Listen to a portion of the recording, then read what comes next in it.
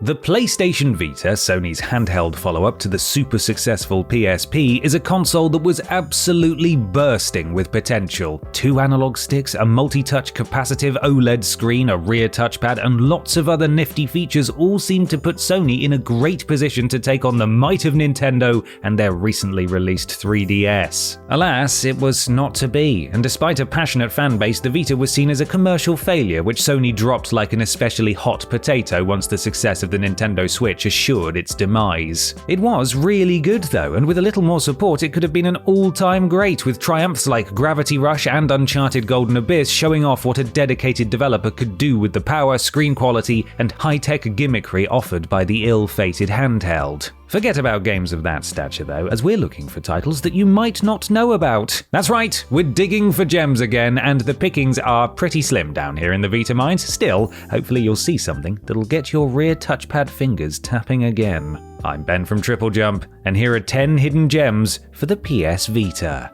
Number 10. Motorstorm RC. All but forgotten nowadays, the Sony-published Motorstorm series was a great excuse for off-road, rough-and-ready racing fans to pick up a PlayStation 3 and indulge in a bit of dangerous driving. Whether you felt like racing across a desert, along tropical beaches, or through the collapse of civilization as it unfolded before your very eyes, Motorstorm had you covered. Vita owners had access to perhaps the most surprising iteration of the Motorstorm franchise in Motorstorm RC, where the trucks and buggies have been shrunk down to adorable sizes and are operated by remote control. That's what RC stands for, by the way. While this game was also made available for the PS3, playing it on the Vita just felt a lot more authentic, with the console's handheld nature living up to the remote part of remote control, and that high-quality screen displaying the miniaturized racing carnage in all its glory. The Motorstorm franchise itself is sliding into hidden gem status these days, and we appreciate the fact that the developers opted to try something new for this final entry. Motorstorm RC is essentially Motorstorm meets Micro Machines, and we're definitely here for that. Number 9. Murasaki Baby. Alright, it's time to get weird, and yes, I'm aware that we're only one game in, but there's a lot of weirdness on Sony's sleek handheld, and you'd better get used to it. To be fair, Murasaki Baby is probably the weirdest of them all. This puzzle platformer has a distinctly unsettling visual style, and this, along with its odd sound effects and discordant soundtrack, mean that it's not exactly one of those bright and breezy, cozy platformers. Get into the right mindset, however, and that little baby with her mouth in entirely the wrong place is oddly endearing, and guiding her through the levels by holding her hand with the touchscreen may well get you invested. The gameplay loop sees Baby encountering other characters and popping their balloons to unlock special abilities, which manifest as different level backdrops. These backdrops can be changed with a swipe of the back touchscreen, and clever use of this shifting mechanic is required to progress. Murasaki Baby split critics with its uncomfortable visuals and occasionally clunky touch controls, but fans of clever puzzle game mechanics with a penchant for the slightly deranged are sure to find themselves immersed in this bizarre and adorably grotesque little world. Number 8. Escape Plan.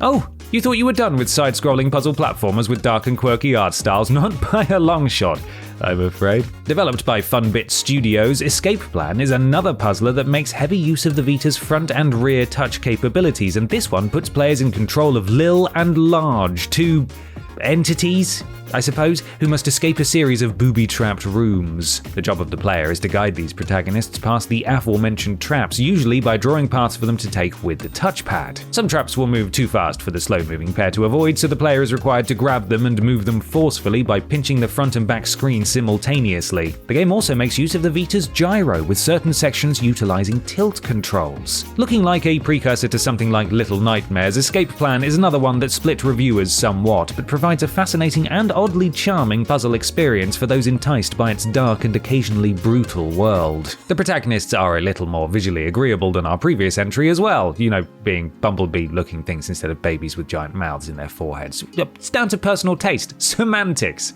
Enjoy your weird puzzler. Number 7. Yomawari, Night Alone. Keeping things dark and spooky, Yomawari Night Alone is a survival game with a unique and interesting storybook feel. While it did spawn a couple of sequels, the first game was Vita exclusive for a year before heading to PC and then eventually to Switch in 2018. The protagonist is a young girl who is taking her dog Poro out for a nighttime stroll. When the stroll takes a turn for the tragic, the girl returns home Poro-less, and her older sister goes out to look for the missing mutt. When her older sister doesn't return, our diminutive protagonist decides to brave brave the night herself, only to find that the sleepy, everyday town has changed into something altogether more sinister. The gameplay sees players controlling the protagonist as she uses her flashlight to highlight interactable items and characters that will help her to progress, and the girl's fluctuating heartbeat acts as a kind of motion tracker, increasing in intensity when monsters are nearby. Yomawari Night Alone was praised for its simple gameplay and emotional narrative, and its spooky atmosphere is sure to please horror fans and fans of Japanese folklore alike. Does the dog actually die though?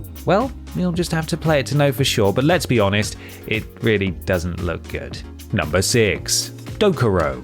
Well, the Vita really is full of games with cartoony yet dark and unsettling imagery, isn't it? Just one more, and we'll move on to something a bit more colourful, I promise. Despite its shadowy aesthetics, this one definitely has a virtuous vibe as you play as Dokuro, a skeleton soldier who has turned against his evil master because of the way his master treats the princesses he kidnaps. It's wholesome, and proves that just because Dokuro is completely devoid of skin, sinew, or any internal organs, he still has a heart. Another quirky puzzler, Dokuro sees players controlling the titular former minion as he guides a princess out of his master's castle, pushing blocks and flipping switches in order to clear a safe path for his royal charge. Dokuro can also change into a more princely form and carry the princess around should the need arise. The protagonist's devotion to his princess is endearing, and Dokuro has a lot of soul hidden beneath all of those skulls, rib cages, and other bony bits. If you can get over the fact that the princess is so useless that she'll blindly walk into spike pits if not properly directed, there's an involved and charming adventure on offer here for those who like their puzzlers spooky and or kooky. Number 5. Tales of Hearts R. There we go, I told you the next entry would be more colourful, and there are more colours on this game's title screen than there are probably in the entirety of the previous 4 games on the list combined. Thanks to the successes of series like Vesperia, Symphonia, and most recently Arise, the Tales games can't really be called hidden gems nowadays. However, this Vita entry, which is a port of a Japan-only DS game, is definitely one of the lesser-known Tales titles out here in the West and deserves a look from fans of action RPGs. Diverting very little from the franchise's core elements, Tales of Hearts R is sure to please Tales devotees. It features a party of quirky and likable characters, entertaining skit interactions, fast-paced combat with plenty of combo customization, and a quest that'll likely soak up 50 to 80 hours. Reviewers declared that the action-focused combat was ideal for a handheld RPG, and the title comes heartily recommended to fans of the genre. The protagonist even makes an attempt for that coveted title of most bombastically named JRPG protagonist as well, challenging the likes of Cloud Strife, Edge, Maverick, and Jasta Rogue. Everyone, meet Core Meteor. What a guy. Number 4. Sorcery Saga: Curse of the Great Curry God. The Vita is home to a large amount of Japanese-made dungeon crawlers, many of which are quite thirsty. This one, however, is just hungry, as the characters and indeed the developers seem to be quite obsessed with that most universal of dishes, the humble curry. Following a young lady named Pooparoo as she tries to save her beloved local curry restaurant from closing, Sorcery Saga: Curse of the Great Curry God serves up randomized dungeons for players to explore and delivers a light-hearted setting that juxtaposes with its occasionally brutal challenge. As Pooparoo seeks out ingredients for the ultimate curry, she'll be beset by mobs, bosses, and culinary rivals, and the traditional gameplay gives roguelike fans the unique opportunity to dungeon delve with a more relatable goal in mind. Saving a local curry house just seems a lot more doable than saving the whole world, after all. Its cutesy anime style won't be for everyone, but if you're in the market for a light-hearted dungeon romp and don't mind the fact that it'll probably make you hungry whenever you fire it up, Sorcery Saga: Curse of the Great Curry God might just be the game to spice up your Vita collection. Number 3. Reverie. If you take a quick glance at the next game on our list, you'd be forgiven for thinking you were looking at Nintendo's quirky RPG, Earthbound. Look a little closer though, and you'll see that this New Zealand-developed indie gem has its own thing going on. With a setting that takes inspiration from the same mythology as Moana, you're welcome, by the way, for that reference, Reverie takes place on an island that was fished out of the sea by a man named Heikei. The protagonist, Tai, arrives on the island to visit his grandparents just as the spirits of Heikei's traitorous brothers are becoming angry, and Tai ends up on a quest to save the day. While visually evoking Earthbound, Reverie has more of a 2D Zelda thing going on with its combat. Swapping out the Master Sword for a cricket bat, players control Tai as he takes on enemies in real-time top-down combat, explores the overworld, and solves puzzles in the various dungeons of the island. Reverie is a relaxed take on the top-down RPG genre that has almost limitless charm, and while it won't keep you occupied for as long as many of the games it takes inspiration from, it's still a jaunty, bite-sized handheld adventure. Have you got that "You're Welcome" song out of your head yet? No, me neither. Yeah, let's move on. Number 2. Soldner X2 Final Prototype. What would a hidden gems list be without something from the shoot-'em-up genre to test your trigger fingers? For the Vita, we identified Soldner X2 Final Prototype as the one with the biggest disparity between recognition and quality, lagging as it does behind titles like Super Stardust and Geometry Wars in reputation. Soldner X2 Final Prototype doesn't really try anything new, but in many ways, this is its greatest strength, as it offers a simple, traditional, and exhilarating shoot-'em-up experience on a console full of offbeat experimental titles with touch control gimmicks. Something for the arcade purist inside all of us. The game doesn't spend much time on story. You're a top pilot in a super advanced ship, there are aliens attacking, and, well, you know the rest. And instead, it throws you straight into fast-paced, well-balanced bullet-dodging gameplay. Originally available on PC and PS3, the Vita version comes recommended not only for its suitability to portability, but for how nice it looks on that lovely OLED screen. The backgrounds have plenty of depth, and the ships, enemies, and projectiles all pop in satisfying fashion. And if all that hasn't sold you on Soldner, I don't know what will. Number 1. Ray Gigant.